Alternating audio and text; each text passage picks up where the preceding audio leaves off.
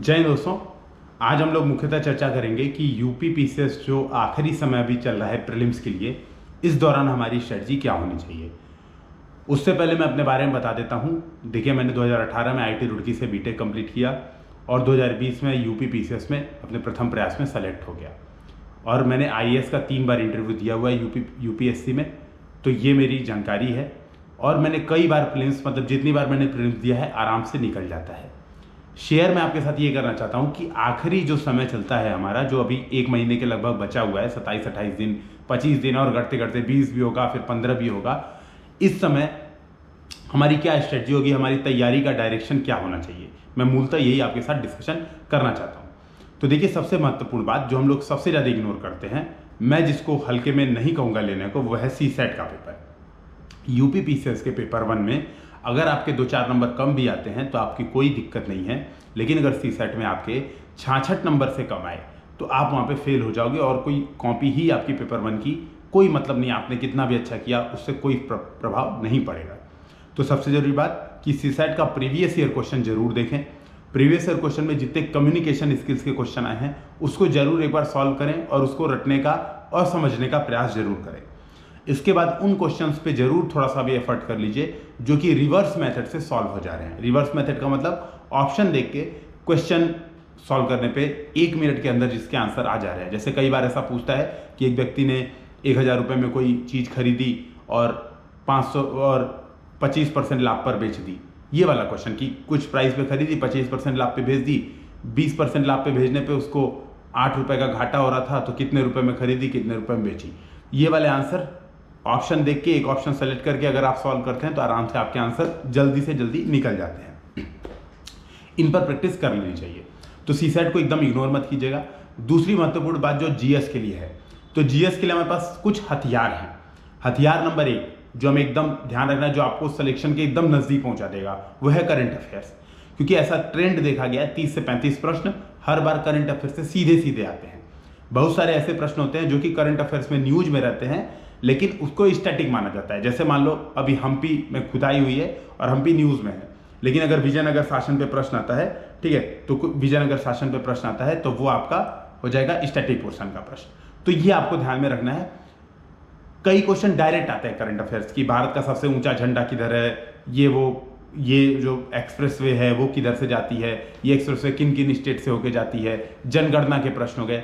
ये प्रश्न अभी आई दृष्टि की मैगजीन आती है मार्केट में, इससे आप कर सकते हैं, बहुत आराम से आप इसको कंप्लीट कर सकते हैं। अगर आई दृष्टि की मैगजीन से आप करते हैं जो ईयरली है, अगर आपने थोड़ी बहुत भी करंट अफेयर्स पढ़ाई की है तो ये आप आराम से आपका हो जाएगा। ठीक है, तो करंट अफेयर्स केवल और केवल अगर ये फोकस करें। और दूसरा होता है, आपने कोई भी टेस्ट सीरीज जो भी उठाई होगी, इसमें हर टेस्ट में 15, 20, 25 क्वेश्चन, 30 क्वेश्चन करंट अफेयर्स के आते हैं। उनको आप चाहें तो नोट डाउन करके उसको रट सकते हैं। तो ये हो गया करंट अफेयर्स। दूसरी चीज आती है जो जीएस का पोर्शन है। जीएस के पोर्शन में दोस्तों कुछ ऐसे सेक्शन हैं जो कि आप कह सकते हो लोअर हैंगिंग फ्रूट्स हैं, जिसको आप बहुत ही थोड़ी मेहनत से लेकिन नंबर आसानी से गेन कर सकते हो। फॉर एग्जाम्पल है जनरल साइंस। यूपीएससी में जनरल साइंस नहीं आता है, साइंस एंड टेक आता है, जो कि टफ होता है, करंट अफेयर बेस्ड होता है, बहुत ज्यादा कॉन्सेप्चुअल होता है।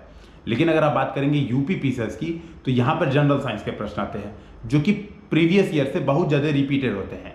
कुछ बेसिक कॉन्सेप्ट्स हैं, एकदम क्लियर है कि वाला रोग किससे होता है, रिकेट्स किससे होता है, ब्लू बेबी सिंड्रोम कैसे होता है, इटाई रोग कैसे होता है। ये सारी चीजें प्रीवियस ईयर क्वेश्चन में पूछी जा चुकी हैं, फिर यही अलग अलग तरीके से पूछी जाएगी। जैसे लास्ट ईयर यूपी पीसीएस ने क्या किया, गेम खेल दिया, बोला ब्लू बेबी सिंड्रोम जो है रक्त में किसकी उपस्थिति से मिलेगा। ऐसी कोई बात नहीं कि इन्होंने मिथेनोग्लोबिन जो ऑप्शन में दिया आंसर में वो कुछ नया था। प्रीवियस ईयर में कई बार ऐसे प्रश्न पूछे गए थे कि नाइट्रेट की उपस्थिति से रक्त में क्या होता है, लेकिन जब रक्त में नाइट्रेट मिल जाता है तो वो मिथेनोग्लोबिन बनाता है, जो कि सही आंसर था। ये वाले सारे प्रश्न जो जनरल साइंस के प्रश्न हैं, ये आप अगर प्रीवियस ईयर क्वेश्चन सॉल्व करते हैं तो आप बहुत अच्छे तरीके से कर सकते हैं। इसको लोअर हैंगिंग फ्रूट्स मानिए। इसी तरह का जो सेकंड है इकोनॉमिक्स।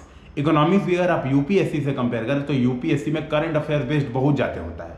खासतौर पे आप जितने क्वेश्चन देखेंगे, जैसे श्रीलंका के साथ हमारा ट्रेड कितना है ना, तो ये सारी चीजें, ब्याज दर बढ़ा घटा तो क्या होगा, ये सारी चीजें यूपीएससी पूछता है।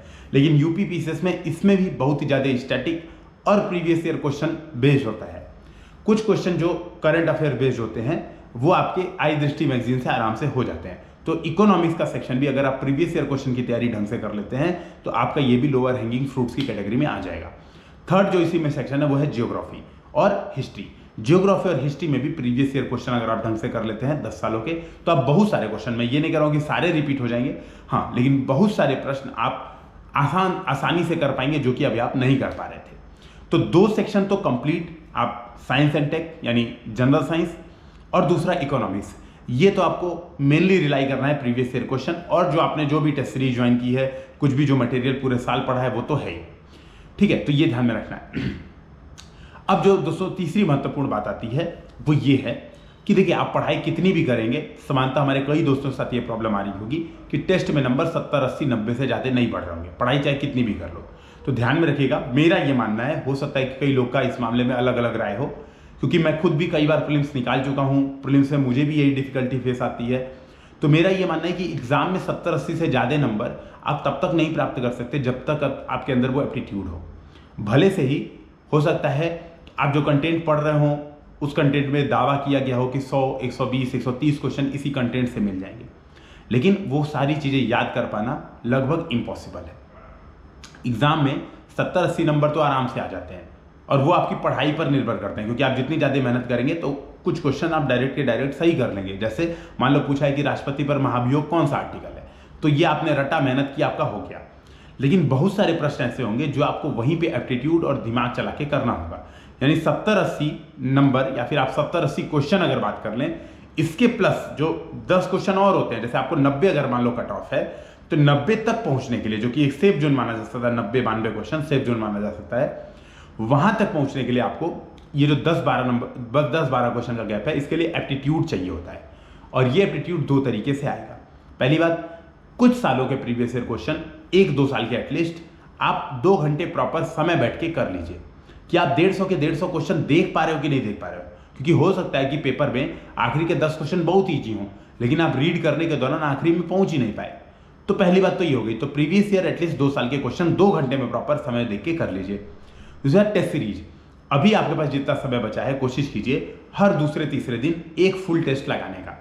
जितना ज़्यादा फुल टेस्ट लगाएंगे उतनी ही ज़्यादा आप इस चीज़ में कंफर्ट फील करेंगे। तुक्का लगाना, गेस वर्क करना आप बहुत आसानी से कंफर्ट फील करेंगे।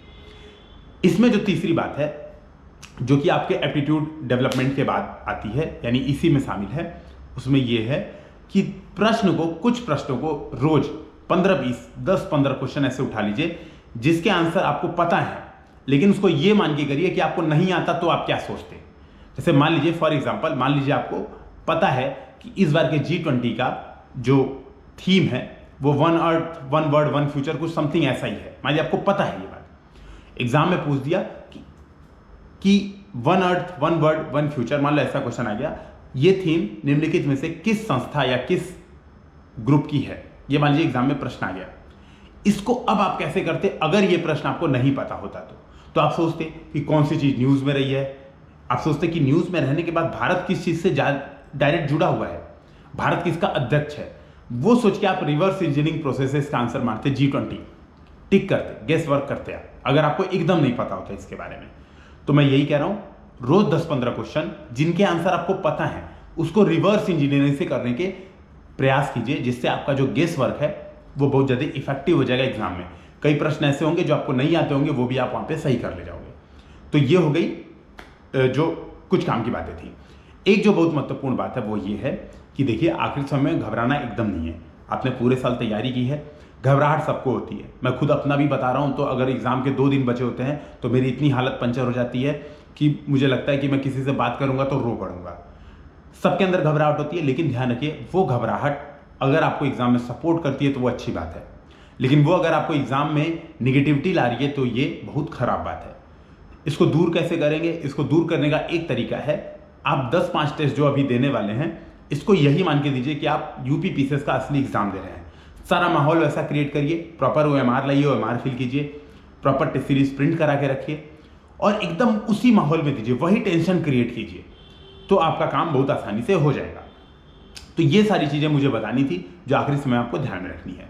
लास्ट जो महत्वपूर्ण बात है कि कोई नया बुक मत उठाइएगा, कोई नई किताब अभी पढ़ने की एकदम कोशिश मत कीजिएगा, केवल करंट अफेयर्स की आई दृष्टि को छोड़ के। और कोई नया मटेरियल एकदम मत छूइएगा, भले से वो मटेरियल किसी का भी हो, लेकिन अब उससे दूर रहिएगा, क्योंकि वो आपके 10 क्वेश्चन 15 क्वेश्चन भी आपको कंफ्यूज करके निगेटिविटी आपके अंदर ला सकता है। तो इसी के साथ फिर से हम लोग मिलते हैं। कोई प्रॉब्लम हो तो आप नीचे कमेंट सेक्शन में बताइए। जय हिंद, जय भारत।